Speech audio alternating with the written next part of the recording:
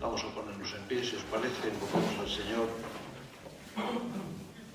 En el nombre del Padre, y del Hijo, y del Espíritu Santo. Amén. Señor, te damos gracias por este tercer encuentro que nos concedes. Te damos gracias porque tú quieres estar en medio de nosotros, porque tú vienes a nuestro encuentro, eres tú el que nos llama, eres tú el que nos reúne. Y nosotros no hacemos más que reconocer agradecidos tu presencia salvadora, no hacemos más que adorarte. Ayúdanos, Señor, a acoger tu nombre santo en nuestro corazón y anunciarlo a todos, y que lo poquito que nos va quedando ya de esta Cuaresma sea un tiempo fecundo para acercarnos a ti, para renovar nuestra vocación de hijos tuyos, nuestra vocación a la santidad. Padre nuestro que estás en el cielo, santificado sea tu nombre. Venga a nosotros tu reino. Hágase tu voluntad en la tierra como en el cielo. Nuestro pan de cada día. Perdona nuestras ofensas, como también nosotros perdonamos a los que nos ofenden. No nos dejes caer en la tentación y líbranos del mal. Dios te salve María, llena eres de gracia, el Señor es contigo. Bendita tú eres entre todas las mujeres, y bendito es el fruto de tu vientre, Jesús. Santa María, Madre de Dios, ruega por nosotros pecadores, ahora y en la hora de nuestra muerte. Amén. Gloria al Padre, y al Hijo, y al Espíritu Santo, como era en el principio, ahora y siempre. Suavecito. Hashem Yeshua, Hashem Yeshua, Le Israel be Jerusalem, Natzkir et Simcha Yeshua, Hashem Yeshua, Hashem Yeshua, Le Israel be Jerusalem, Natzkir et Simcha Yeshua. Santa Casilda, ruega por nosotros. Sentados, por favor.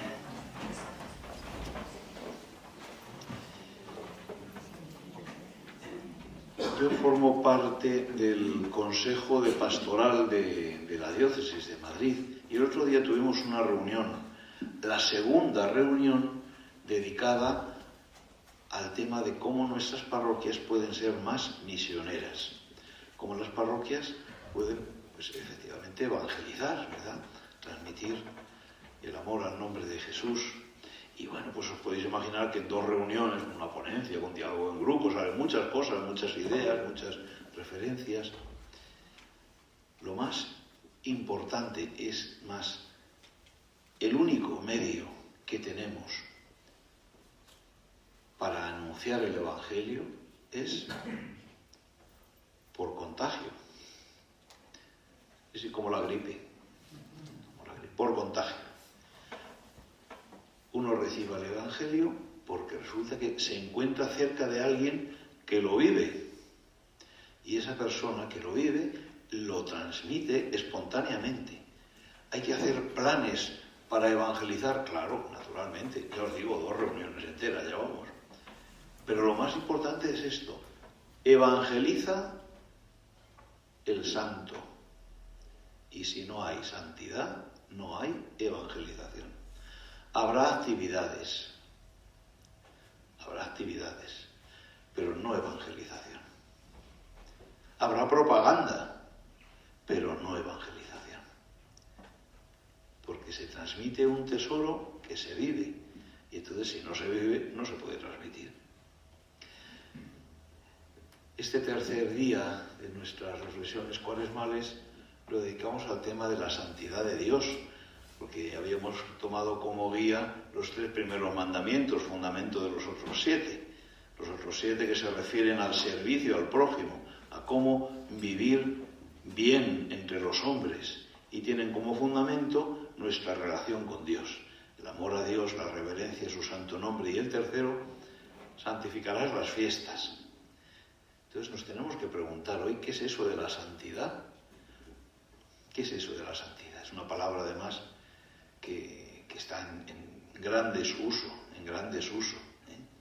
Sin embargo, hablamos de que Dios es 3 veces santo, santo, santo, santo, cantamos en misa, ¿no?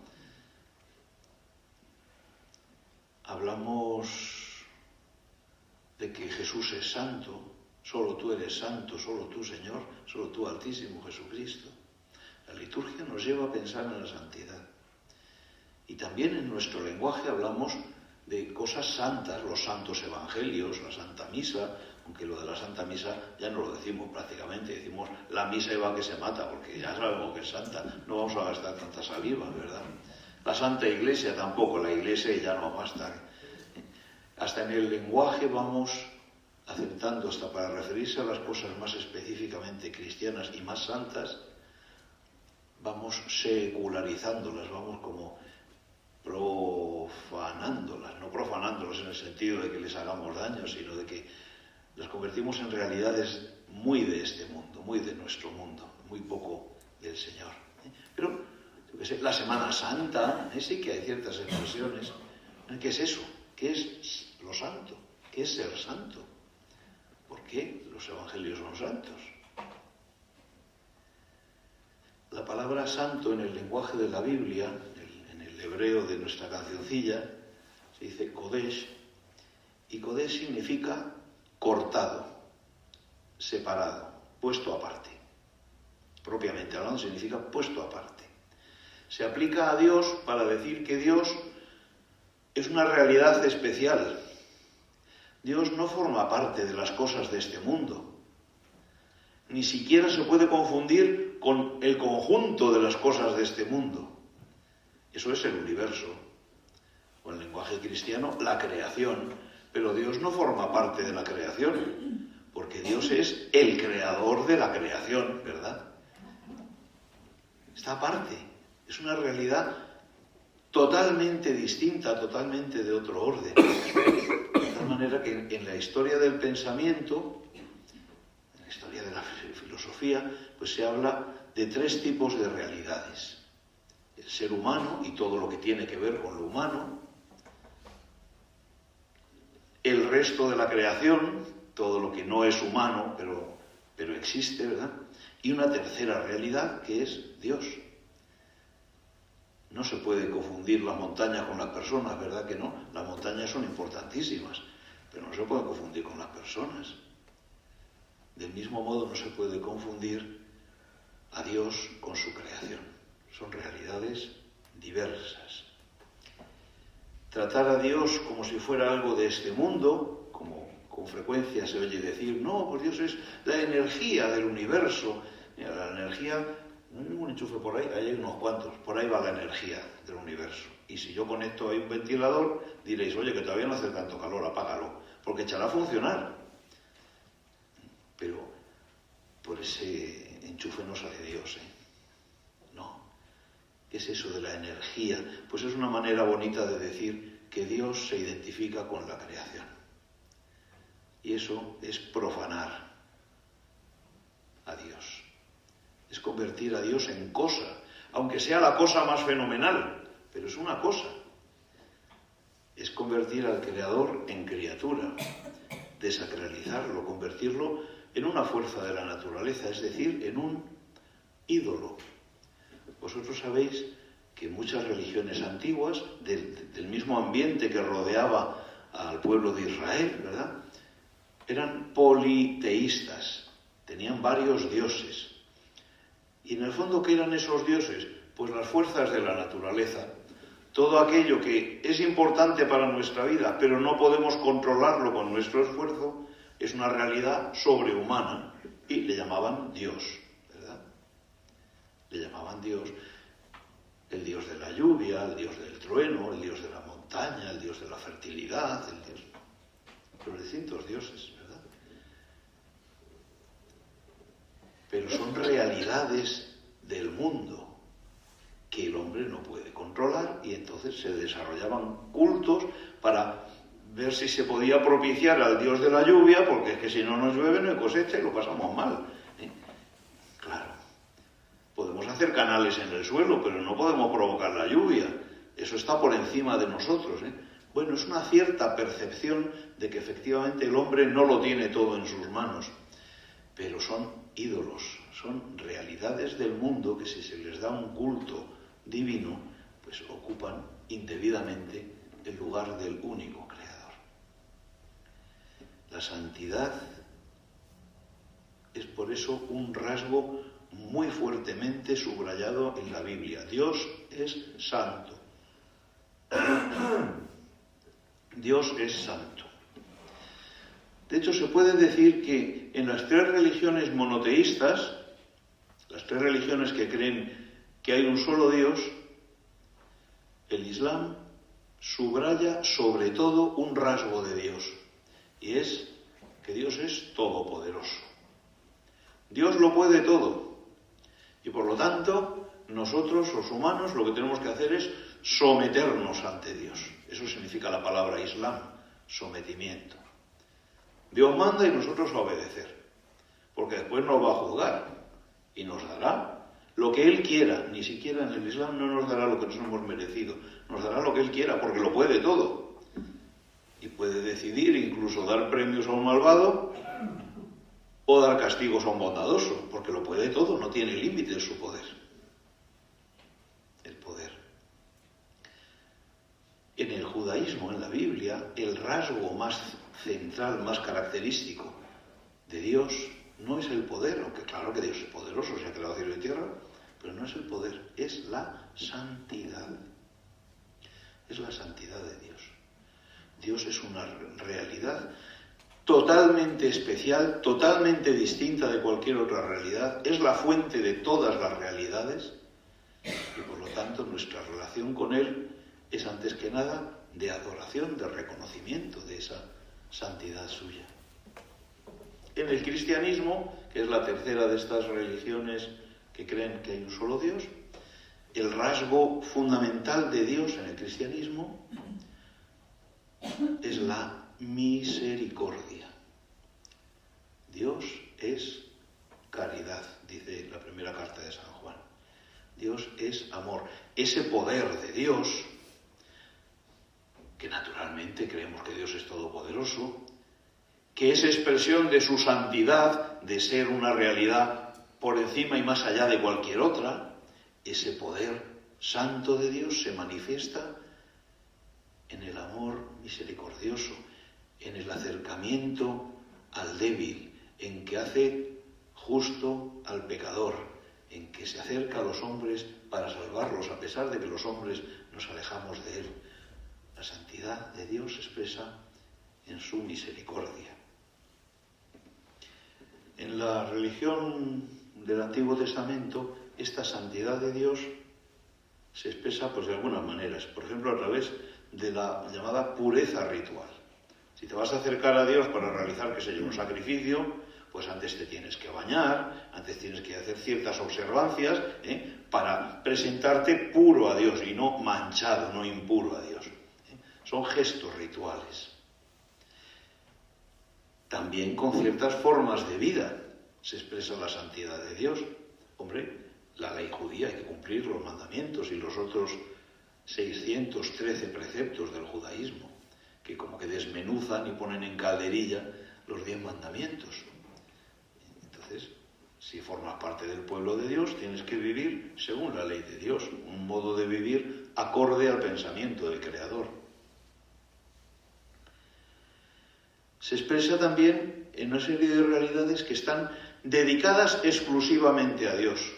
Por ejemplo, los objetos de culto, por ejemplo, los lugares del culto, el templo, por ejemplo, ciertos días del año, las fiestas, empezando cada semana por el sábado, las personas, los hombres de Dios que dice la Biblia, básicamente los sacerdotes, los profetas y los reyes. Hay ciertas realidades del mundo, pero que están especialmente dedicadas a Dios, consagradas a Dios, y expresan esa santidad de Dios en medio de nosotros. pero al final Dios está allá, nosotros estamos acá, y lo que necesitamos es construir un puente para poder comunicarnos con Dios. Claro, pontífices. Necesitamos un pontífice, alguien que nos haga un puente, que haga posible la comunión con Dios. En el Antiguo Testamento, este puente lo constituyen el culto, los sacrificios del templo y la ley. Lo que pasa es que, como dice la carta a los Hebreos, la sangre de los animales sacrificados no es capaz de lavar la conciencia de los seres humanos. Tus pecados son tus pecados por más animales que sacrifiques. ¿Y quién puede cumplir los 613 preceptos todos íntegros y siempre? Nadie. Entonces, los puentes hacia Dios que plantea el Antiguo Testamento al final no pueden acercar, nos señalan la dirección, pero no nos llevan a la meta. Son, dice el Nuevo Testamento, como un pedagogo. Nos llevaban de la mano, nos enseñaban el camino hasta Jesucristo. Es Jesucristo el verdadero pontífice. Jesucristo es que Dios ha construido un puente desde Dios hasta nosotros, porque es que nosotros no somos capaces de construir un puente desde nosotros hacia Dios. Aquellos sacrificios, aquellos preceptos nos indicaban hacia dónde, de dónde viene la cosa, viene de Dios mismo. Pero es que es Dios quien se acerca a nosotros en Jesucristo. Por eso la santidad en cristiano se expresa en la misericordia. Cristo, obedeciendo plenamente al Padre, no se haga mi voluntad sino la tuya, ¿verdad?, cumple perfecta y totalmente lo que pretendía expresar la ley. Y Cristo, entregando su vida en sacrificio, cumple completa y definitivamente lo que expresaban aquellos sacrificios de animales. La cruz de Cristo salva a los hombres. La sangre derramada de Cristo establece la nueva alianza que habían profetizado los grandes profetas, una alianza escrita no en tablas de piedra, sino en el corazón. La nueva alianza. Cristo es el puente que Dios mismo ha construido hacia nosotros. Precisamente en la misa de hoy, que acabáis de celebrar hace un momento, ¿verdad?, se leía un pasaje en el que Jesús habla de esto, hablando con el escriba. ¿Cuál es el mandamiento principal de la ley? Y Jesús va y le dice el principal y añade otro, ¿verdad? El principal es amar a Dios. Y el segundo es similar, amar al prójimo. ¿Qué razón tienes, maestro?, contesta el escriba. Es raro, ver a Jesús de acuerdo con un escriba. Es raro, porque siempre están discutiendo Jesús con los escribas y fariseos. En este pasaje están de acuerdo. ¿De qué razón tienes, maestro, en que el amor a Dios y al prójimo es más importante que todos los holocaustos y sacrificios? Él era de la escuela rabínica y se preocupaban sobre todo de la ley, les importaban menos los sacrificios. La escuela saducea se ocupaba más de los sacrificios y ponía menos énfasis en la ley. Y Jesús, resumiendo en una palabra los 3 primeros mandamientos y en otra palabra los 7 últimos mandamientos, no dice que lo único que hay que hacer es amar a Dios y al prójimo. Dice que amando a Dios y al prójimo, todos los sacrificios y todas las buenas obras tienen sentido. Pero si no amas a Dios y al prójimo, aunque cumplas estrictamente no sé cuántas normas y ofrezcas escrupulosamente no sé cuántos sacrificios, no vale de nada. Que el amor a Dios y al prójimo es como el corazón de la ley, como lo más importante de la ley y del culto, claro. Y luego le dice, no estás lejos del reino de Dios. De manera que algo le falta, porque no está lejos, pero tampoco está en él. ¿Qué falta para estar en el reino de Dios? a este hombre que dice cosas tan sensatas, que alaba la enseñanza de Jesús. ¿Qué le falta? Pues Jesús.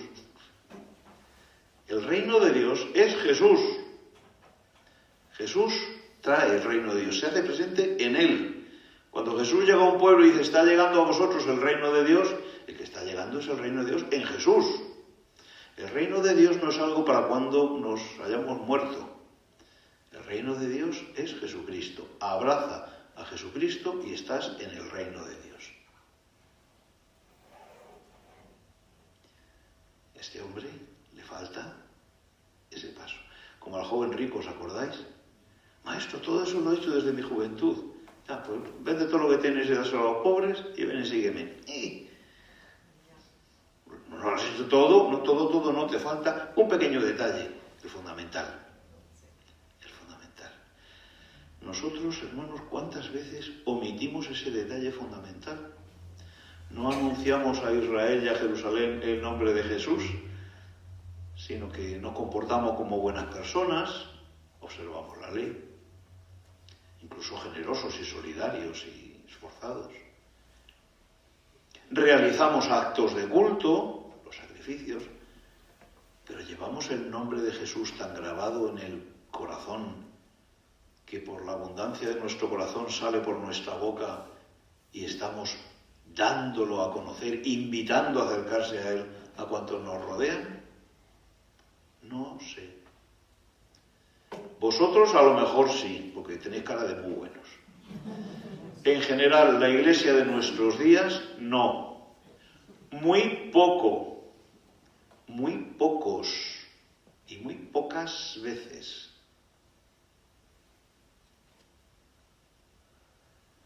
¿Y somos iglesia? Para eso, para que este mundo profano, alejado de Dios, pueda recibir la salvación que Dios misericordioso le quiere dar, que la da a través de Jesucristo.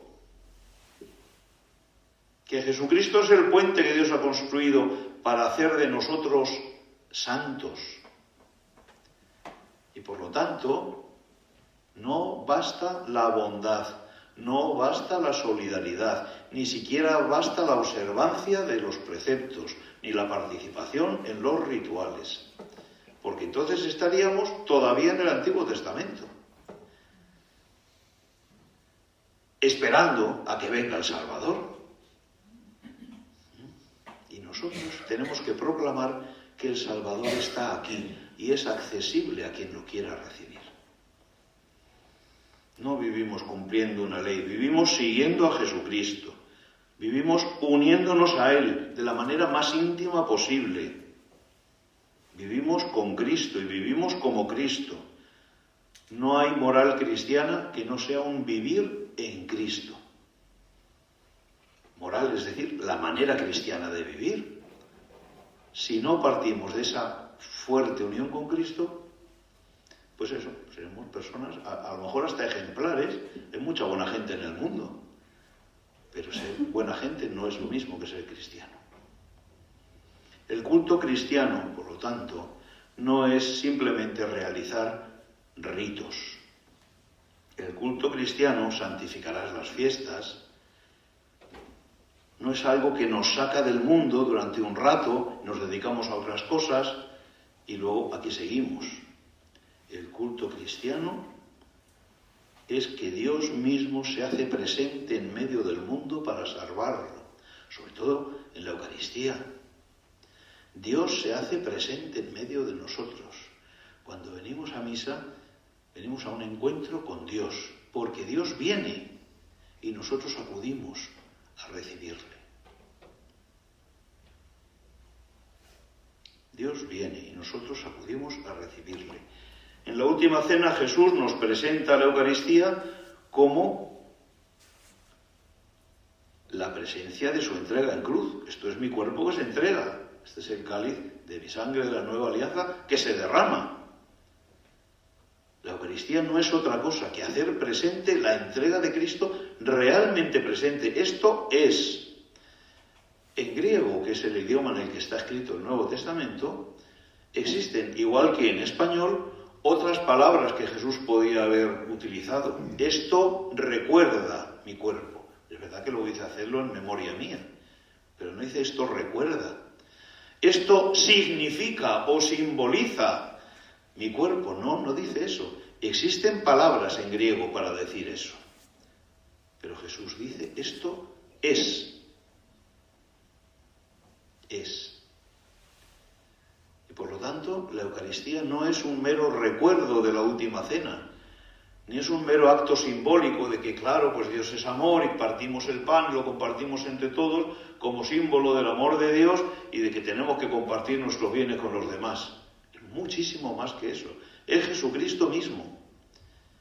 Jesucristo entero, desde que fue concebido en las entrañas benditas de su Santa Madre hasta que fue sepultado en la tumba de José de Arimatea. Su vida entera en este mundo. Y todavía más, su vida resucitada al tercer día. Porque si en la última cena nos dijo que era presencia de la cruz, esto es mi cuerpo entregado y mi sangre derramada, antes en Galilea, allá en la sinagoga de Cafarnaún, había dicho, mi cuerpo es verdadera comida, mi sangre es verdadera bebida, quien come mi cuerpo y bebe mi sangre, habita en mí y yo en él, es el pan de la vida eterna. El pan de la vida eterna. ¿Y qué es eso de la vida eterna? La vida resucitada de Jesús. ¿Sabéis una cosa, hermanos? La Eucaristía es un gran escándalo. Un gran escándalo. Cuando Jesús dijo en la sinagoga de Cafarnaún lo de que comer su cuerpo da la vida eterna, se quedó solo. Le abandonaron. Mira que le seguían masas. Le abandonaron. Dice, queremos oír estas cosas. ¿Cómo no va este hombre a comer su cuerpo? Dice unas cosas, se le está yendo la olla de Jesús. Se le está subiendo a la cabeza el éxito y ya dice unas tonterías. Le dejaron solo. De tal manera que Jesús se volvió a los 12 y le dijo, veréis, no quería decir lo que ha parecido, decirle a la gente que es que en realidad era una metáfora, era una manera de hablar. No sea que de verdad se vayan, si yo quiero que me sigan. ¿Hizo eso Jesús? ¿Le importó a Jesús más que le dieran la razón, más que pronunciar la verdad?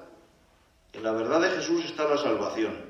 Y en lo que la gente quiere oír están las componendas, los paños calientes y las medias verdades, que son grandes mentiras. Lo que les dijo Jesús fue, ¿también vosotros queréis iros? Como digo, pues el que quiere tiene la puerta. A Jesús, que venía para todos los hombres, que si no le importaran los hombres no estaría predicando de pueblo en pueblo, pero no está dispuesto a rebajar la verdad salvadora que trae ni un milímetro. El que quiera que la coja y el que no, tiene la puerta. Tú sabrás. Pedro contestó en nombre de todos ellos, los 12, tampoco era una muchedumbre. Señor, ¿a quién vamos a ir? Tus palabras son de vida eterna. Tus palabras comunican la vida eterna. Y se fueron con él. A partir de entonces, ¿qué hizo Jesús?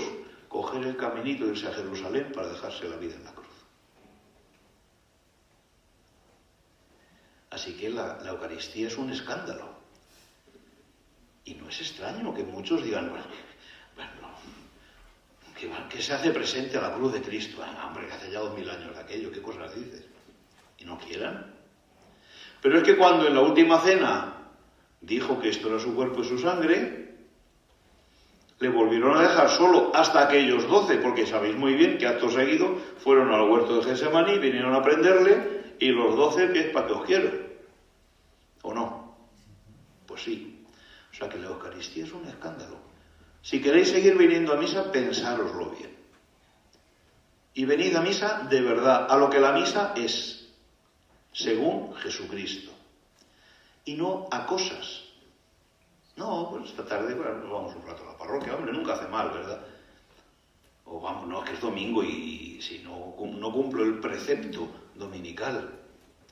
O es que se reúne la comunidad y, hombre, toda la vida somos los del barrio, nos queremos mucho y tengo ganas de ver a Pepa y a Juana Y por eso pues llegamos y amigablemente hacemos de la iglesia pues una especie de gran salón social en el que nos saludamos, nos preguntamos por los niños y qué tal tu suegra, pobrecita, no sé qué, piticlín, pataclán, ¿has visto qué frío hace esta semana? La semana que viene era mejor, tanto gusto, muchas gracias. Un acto social, un encuentro comunitario. Ni siquiera es una reunión para preocuparnos los unos por los otros. Hay momentos para todo. Los primeros cristianos celebraban una cena de comunidad y en ese contexto celebraban la Eucaristía. Una cena para compartir, para saludarse, ¿verdad? Pero la Eucaristía es la Eucaristía. Y la cena es la cena. Si queréis seguir viniendo a misa, a santificar el nombre de Dios, venid a santificar al Dios Santo. No convirtamos nuestros encuentros en la iglesia en algo no santo, sino profano. Que no digo malo. Porque ir a trabajar todas las mañanas no es malo. Y cambiarle los pañales al niño no es malo. Y tantas cosas que hacemos son buenas, pero son profanas. Aquí venimos a conectar el mundo de lo profano, la vida con todas sus riquezas, maravillas y dolores, a dejar que Dios, con ese puente que es Jesucristo, la llene de su vida divina. Venimos a recibir la vida de Dios. Venimos a recibir el fruto de la cruz de Jesucristo. Venimos a recibir la salvación de Dios para poderla transmitir a los demás, no para nosotros. Jesucristo es puente entre Dios y el mundo, y nosotros, por decirlo así, tenemos que construir puentes entre Jesucristo y lo que nos rodea. Y por lo tanto hemos de celebrar la Eucaristía de un modo santo, que exprese la santidad de Dios. Acogidos en el misterio santísimo de Dios, más allá de todo lo mundano, la Eucaristía nos introduce en la vida de Dios, en el misterio de Dios, y así convierte en sagrado, en santo, ese mundo profano. Siembra a Dios en todas las cosas de la vida. Dios se hace presente en medio del mundo para que los hombres podamos entrar en el misterio de Dios. Dios construye un puente para que nosotros podamos recorrerlo. Nosotros no podemos construir un puente hacia Dios. Ese es el significado de la historia aquella de la Torre de Babel, ¿verdad? Querían hacer una torre tan alta que llegara al cielo. Vano intento. Pero Dios sí puede descender a la tierra.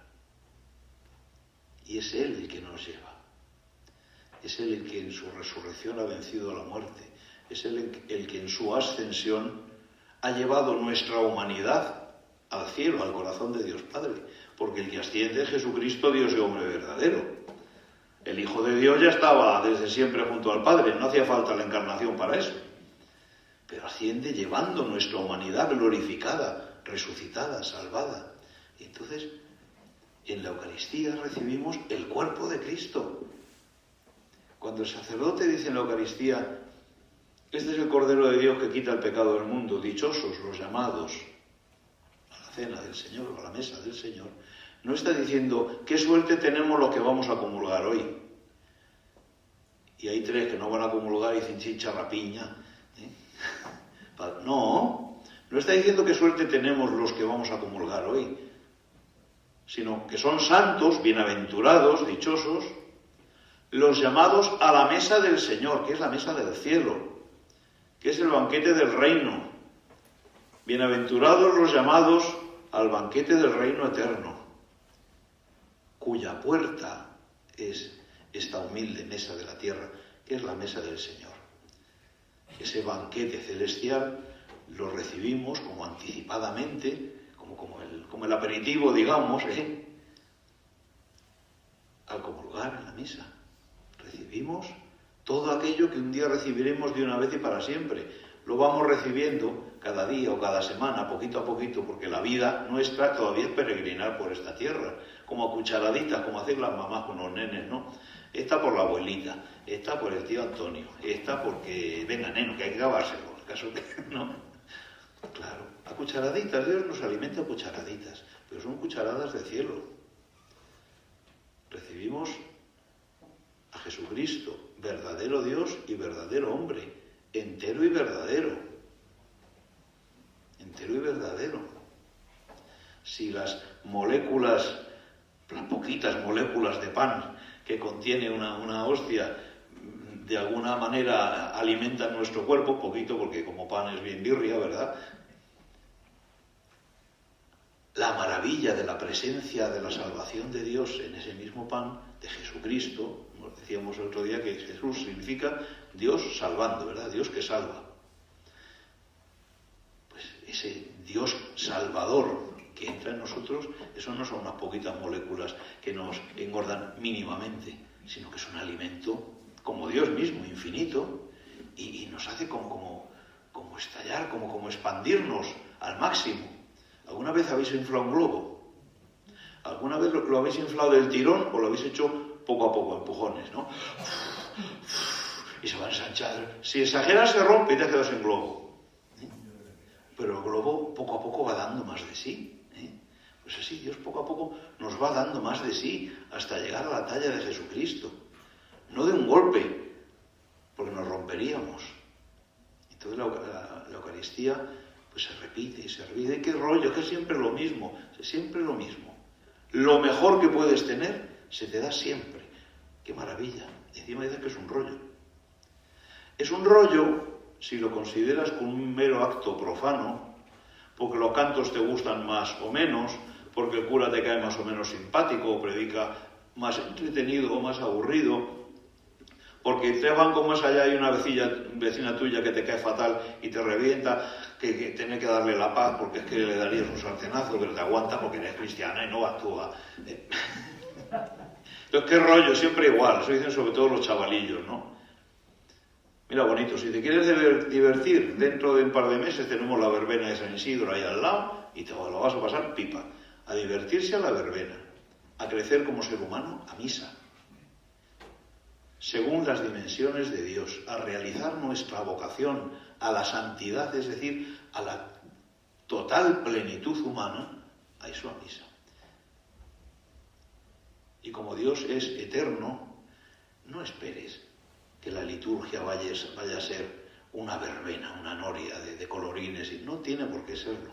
Vamos a ver si hacemos la misa un poco más entretenida, porque a los chicos no les gusta venir, porque vayan a entretenerse donde quieran, como los de la sinagoga de Nazaret, que decían, sí hombre, tú no vas a dar a comer tu cuerpo. Ay no, es que yo quiero que vengan, pobrecitos, que son mis hijos, que son mis nietos. Pues testimoniales tu fe de tal manera que vengan a buscar lo que tú aquí recibes. Pero que no vengan a buscar otra cosa, porque al final muchas veces nosotros intentamos ofrecerle otras cosas y lo que estamos haciendo es privarles del verdadero tesoro. Santificarás las fiestas nos recuerda que Dios es santo y quiere santificar nuestra vida. Por lo tanto, le reservamos, es verdad, espacios, le reservamos, es verdad, momentos, le reservamos, es verdad, gestos. No arbitrarios, no lo que se nos ocurre a nosotros, sino lo que Él nos ha dado. Que no construimos nosotros el puente, que el puente nos lo ha dado Él y es Jesucristo, y Jesucristo se nos da en la Eucaristía. Yo a veces me encuentro con gente, oye, es que después de toda la semana tan agobiado y tal, el domingo necesito descansar un poco y tal, y demás. Mira, yo, un día que me voy al campo y veo esos paisajes tan preciosos, y las nubes en el cielo, y es tal maravilla que yo allí, pues me pongo en comunión con Dios, y me acuerdo del Señor, y hablo con Él. Magnífico, magnífico. Tienes un espíritu religioso, magnífico. Ahora, como mirando lo bonitas que son las nubes, esperes conseguir lo mismo que por la muerte de Jesucristo en la cruz, no te falta, guapo. ¿Cómo puedes comparar una emoción estética o incluso genuinamente religiosa? ¿Qué es una emoción tuya? Que hoy te parece el cielo maravilloso, pero otro día ni lo miras porque estás pensando en que tienes un lío en el trabajo y te importan a ti las nubes, lo que a mí ¿no? Esos son estados de ánimo. que tienen su importancia. Pero la cruz de Jesucristo que se te entrega en la Eucaristía no es un estado de ánimo, es una realidad, es la gran realidad. Es Dios mismo que se da por ti y se te da a ti. Y tú diciendo que es más bonito mirar las nubes. Anda que. Pero estas cosas me las invento yo o están en el ambiente. Están en el ambiente. Nosotros tenemos que vivir de tal manera la Eucaristía y particularmente el día entero del domingo. Tenemos que vivirlo de tal manera, santificar la fiesta de tal manera que la gente tenga envidia, que la gente tenga ganas de vivir algo tan hermoso como lo que tienes tú que estar viviendo, por cómo te veo. Es que eso tiene que ser la repera, por cómo te veo que lo vives. Y yo también quisiera participar de eso. Son muchas las historias de conversión en nuestro tiempo tan descreído y tan... Son muchas las historias de conversión que han partido de que alguien un día, a lo mejor casi por casualidad, entró en una iglesia y se encontró con una comunidad que celebraba. Te aseguro que si la comunidad estaba dando saltos y palmas y haciendo píos y contando no sé qué y no sé cuánto, pues diría, mira, una comunidad de vecinos, qué bien se lo pasan. A ver si deciden poner el ascensor en la escalera. Pero no se hubieran convertido. Pero se encontraron a una comunidad de gente sobrecogida, estremecida ante la presencia humana de Dios en la Eucaristía.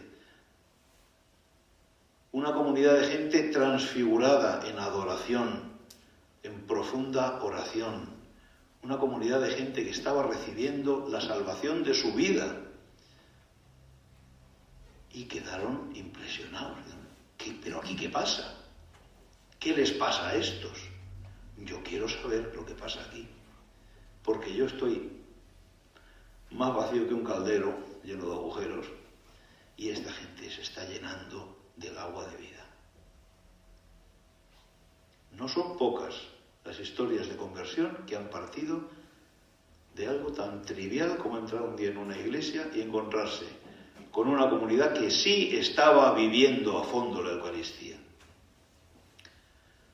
Y luego si el cura es joven o es mayor, habla muy bien o es medio tartaja, los del coro hacen maravillas o no hay ni coro. Bueno, hombre, intentamos ofrecer al Señor lo mejor, pero lo mejor de entre lo que tenemos, que siempre es pobre y pequeño. A ver si es que solo va a valer una misa celebrada en la catedral de Chartres.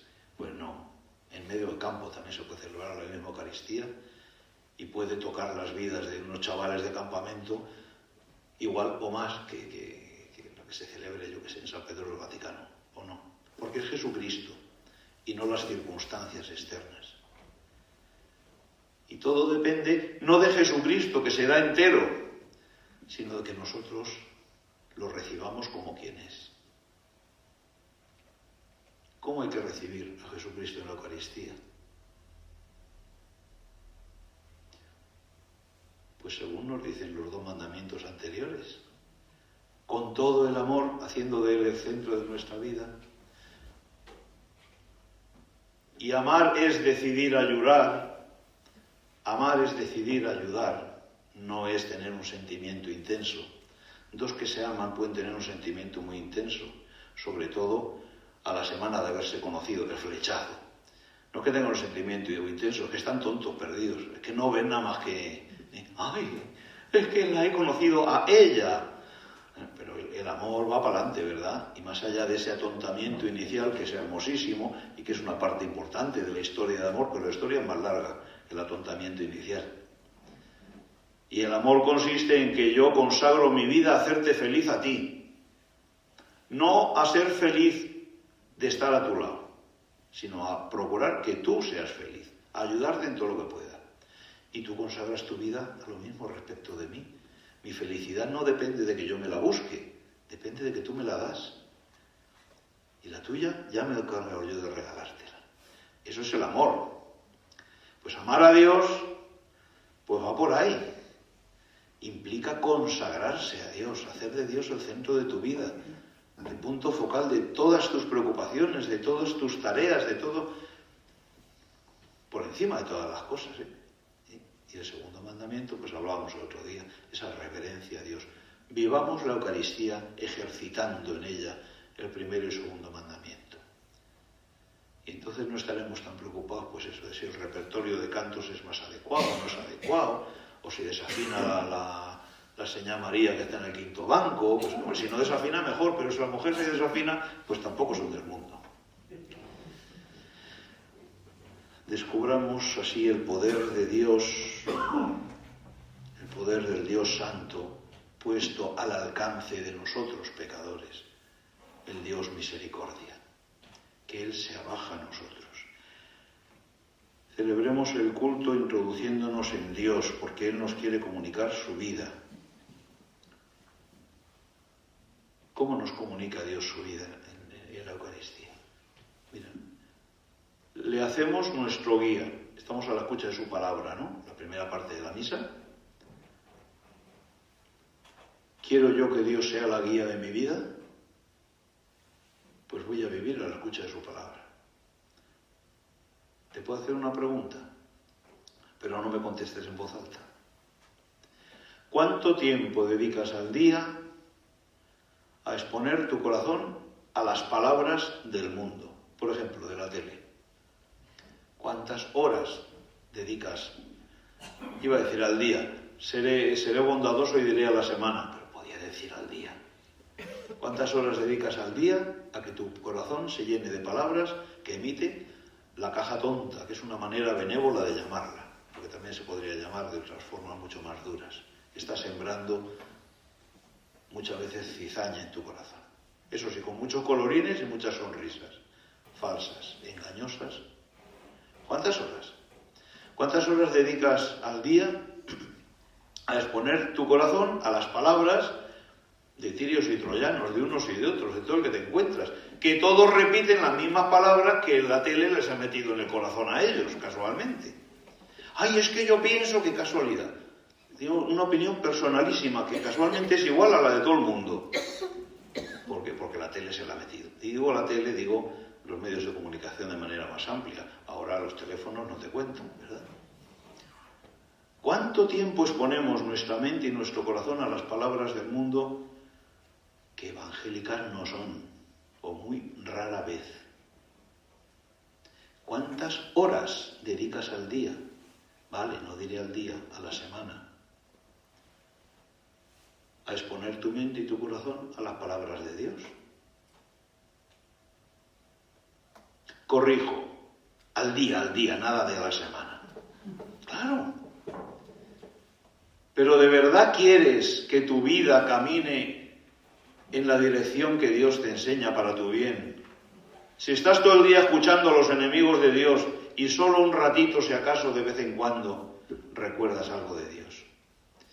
Pero no tendremos que dedicar tiempo a estar con el Señor y a escuchar al Señor si queremos que su palabra influya de verdad en mi manera de sentir, en mi manera de elegir, en mi manera de actuar. ¿Qué nos pasa? Pues que estamos todo el día actuando como si no fuéramos cristianos y sintiéndonos muy culpables y muy mal. Es que hay que ver. Pues claro. ¿Cómo se remedia eso? Amargándose y teniendo un complejo de culpa tremendo. No, señor. Poniéndose a la escucha de la palabra de Dios.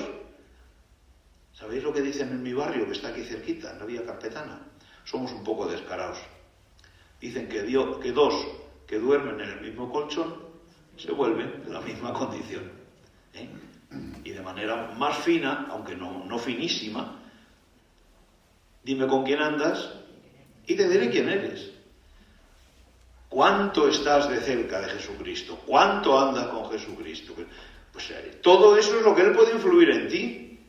Si andas mucho más con otro, pues eso son lo que influyen en ti. Y claro, al final dices, madre mía, pues es que qué mal me he portado como cristiano. ¿Y cómo quieres? El remedio es estar cerca de Jesús, y para eso Él se hace presente. Y digo, la primera forma en que se nos da en la Eucaristía es por la proclamación de la palabra.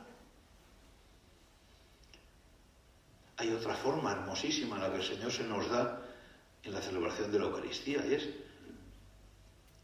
sentándonos junto a los hermanos, porque formamos el cuerpo de Cristo. Nosotros los miembros es la cabeza, dice San Pablo, ¿verdad? O el propio Jesús dice, yo soy la vid, vosotros los sarmientos. Estamos unidos en Cristo.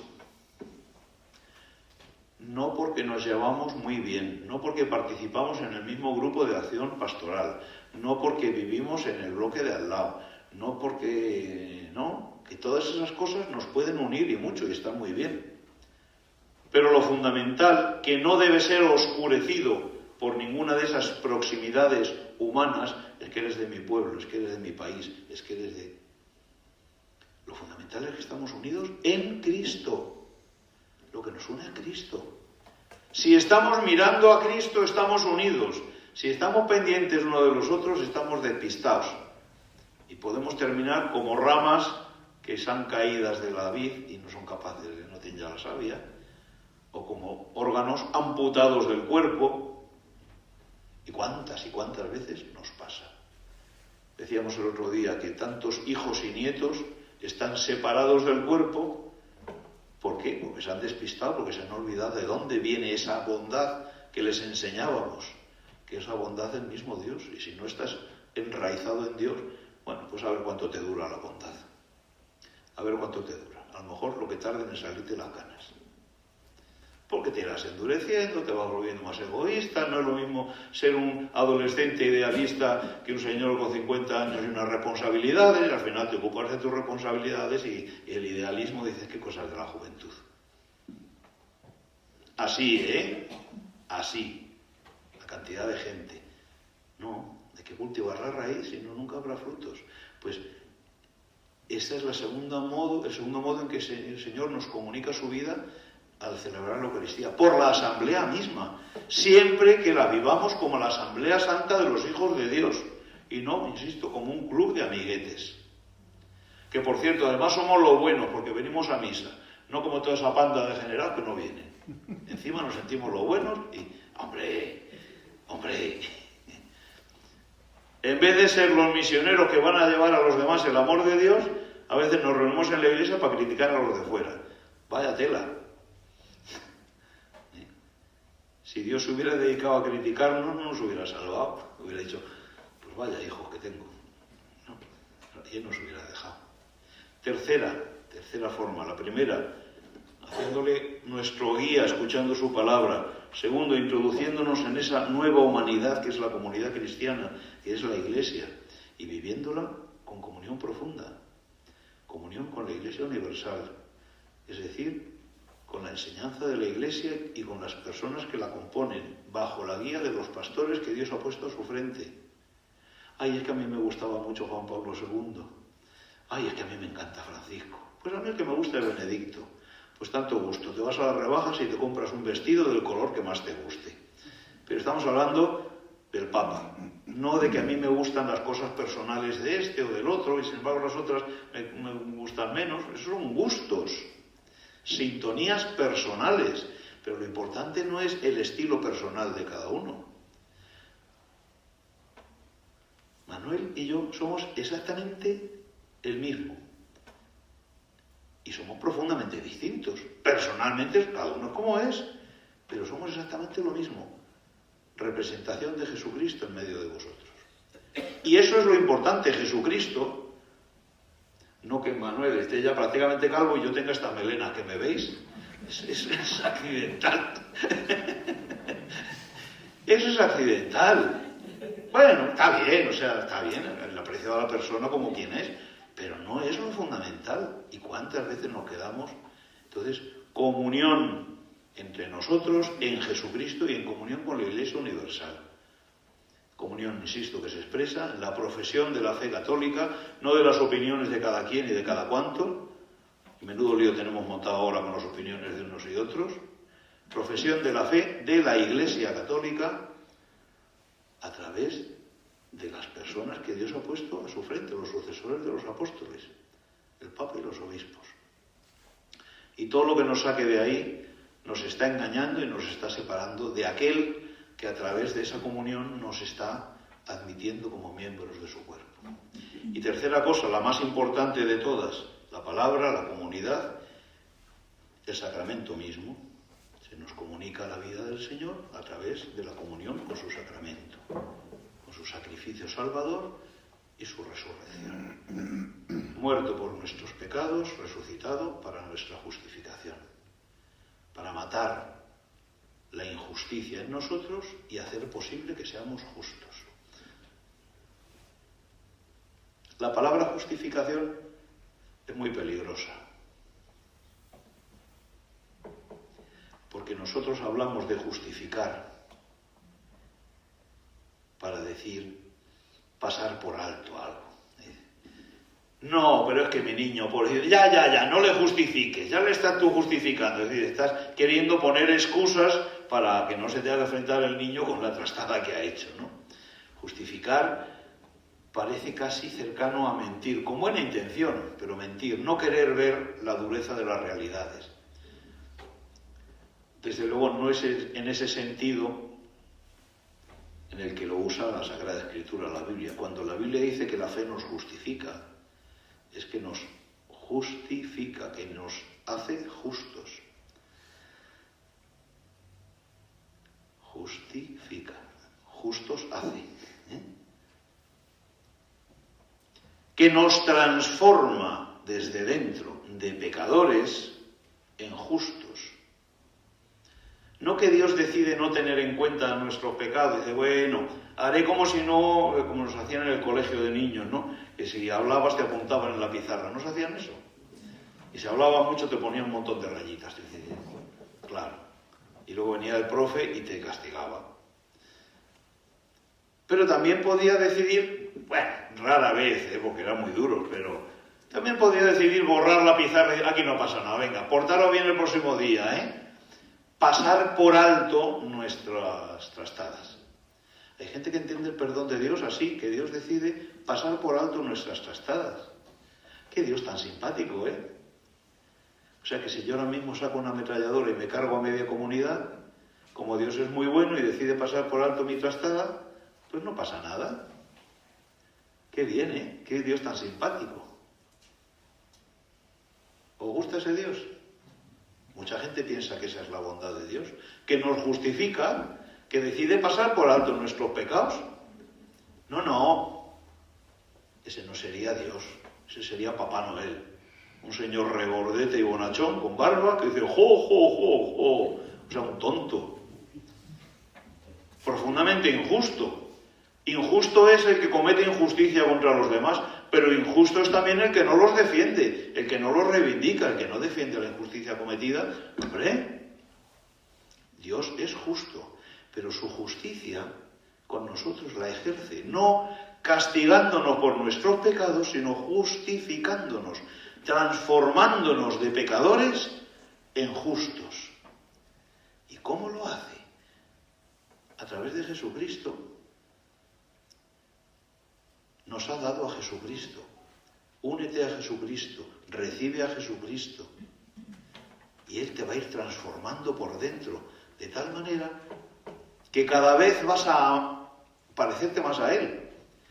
Cada vez tus ideas se van a parecer más a las suyas y no a las que tenías antes, que vaya tela.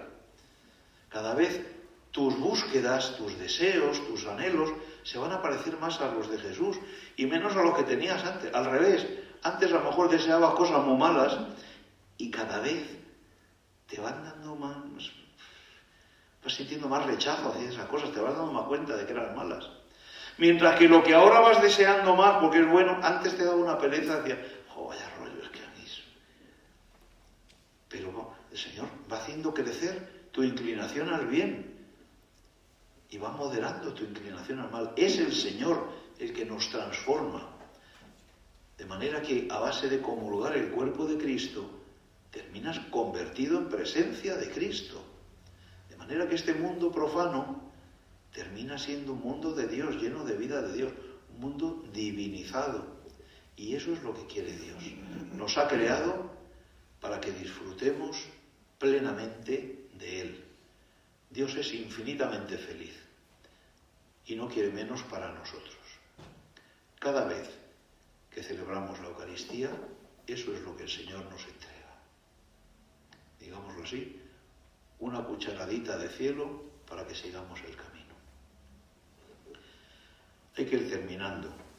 La santificación de las fiestas, santificado sea tu nombre, tiene otro elemento. Yo he insistido sobre todo en el elemento del culto, porque es la Eucaristía. Y creo que es muy importante que no vivamos la Eucaristía mundanamente, insisto. Vamos a ver si unas canciones más animadas, pues no, si lo que necesitas es serenidad para centrarte en Cristo. ¿Cuántas canciones con letras banales y tontorronas cantamos? Unas cursiladas cantamos a veces en misa. Que menos mal que el Señor es misericordioso. En vez de letras, caray, que realmente sean vehículo del Evangelio y no de cuatro bobadas. Bueno, pero más allá de eso, de celebrar el culto como el culto debe ser celebrado para que podamos recibir a Cristo, hay otro elemento que es el descanso, ¿verdad? El sábado es un día para descansar. Nosotros lo hacemos el domingo por ser el día de la resurrección de Jesús. ¿Descansamos? ¿Por qué hay que descansar? ¿Y cómo se descansa? Se descansa dejando de hacer las cosas a través de las cuales nos ganamos la vida. ¿Para qué? Para dejar de ser esclavos del dinero y de los poderes de este mundo. Claro que hay que luchar mucho, hay que trabajar mucho en esta vida, y lo dice la misma Biblia, que no trabaje y no coma. Claro que te tienes que esforzar por sacar la casa adelante, estaría bueno, pero tu Señor no es ese bolsillo lleno de agujeros que por más perras que metas en él parece que se vacía automáticamente. Y te tienes que pasar en la esclavitud del trabajo permanentemente para sacar adelante. No. Tu único Señor es el Señor. Y el descanso, la santificación de la fiesta con el descanso, te está recordando eso. Tiempo solo para Dios. Tiempo santo. Tiempo que habla de Dios y que te permite... Y para los que Dios te ha dado, el descanso dominical está llamado a ser descanso familiar. Porque entre semana entramos y salimos frenéticamente de la casa, cada uno con sus horarios y con sus intereses y sus cosas. Y cuando convivimos en el día de Dios, vivimos el amor en el día del amor, porque Dios es amor. No, porque como los chicos salieron anoche hasta las tantas, se levantan a las 2, comemos a las 2:30, los esta tarde están atontados, luego el otro se va con no sé qué tal. ¿Cómo queremos tener una vida familiar si de hecho no aseguramos espacios familiares? El día santo de Dios es también día santo de la familia. Y ya sé yo que estoy abriendo un melón durísimo, porque a ver quién pone a la familia a pasar un día juntos a la semana. ¿Y tú crees que con menos de un día juntos a la semana vas a conseguir que tu familia funcione? Así nos luce el pelo. Dejamos que el mundo, ahora en la peor acepción de mundo, en la acepción más desgarrada, más arrastre a todos. Especialmente a los más jóvenes, a los que en vez de introducirles en la vida de familia, en la vida de paz, en la vida de amor y en la vida de Dios, dejamos que los arrastre el botellón, la discoteca y ¿qué queréis que os cuente que no sepáis ya vosotros? ¿Para qué vamos a alargar? Yo cada vez que voy por las calles de mi barrio me encuentro más plastiquitos de esos del gramo de cocaína tirados por acá y por allá. Me he vuelto a encontrar hasta jeringas con la cantidad de gente que ha muerto en los años 80 a causa de esas drogas. ¿Por qué? ¿Es que no sabemos lo malo que es eso? Sí, claro que lo sabemos. ¿Por qué se dejan arrastrar nuestros chavales a esas cosas? Pues el antídoto está en la santificación de las fiestas. En un día semanal, que por ser el día de Dios es también el día de casa. Que compartimos, que dialogamos, que estamos tranquilamente, que jugamos juntos, que espacios para vivir el amor de verdad. no solo dejarnos arrastrar por la juerga. Claro, no hay nada más humanizador que poner a Dios en su sitio.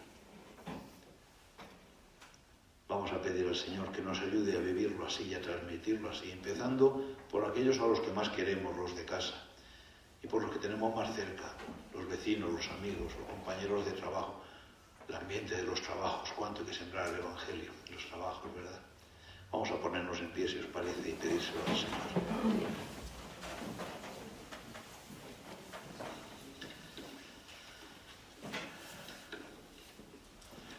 Solo tú eres santo, solo tú, Señor, solo tú, Altísimo Jesucristo.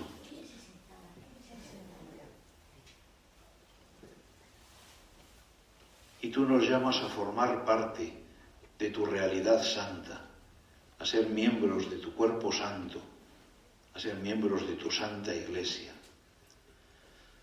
Nosotros, como miembros distintos, estamos dispersos por el mundo, pero queremos llevar tu presencia y tu amor misericordioso.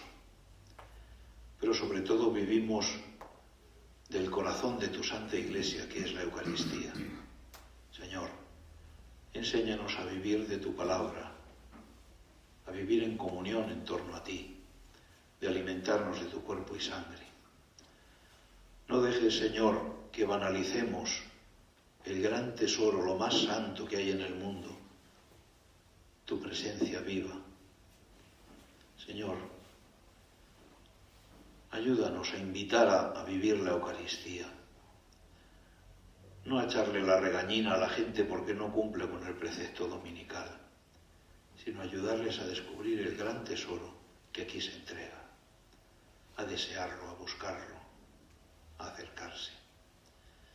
Haz de nosotros, Señor, gente que te ama, gente que te respeta, gente que te adora, y gente que desea profundamente transmitir todo eso a la humanidad entera.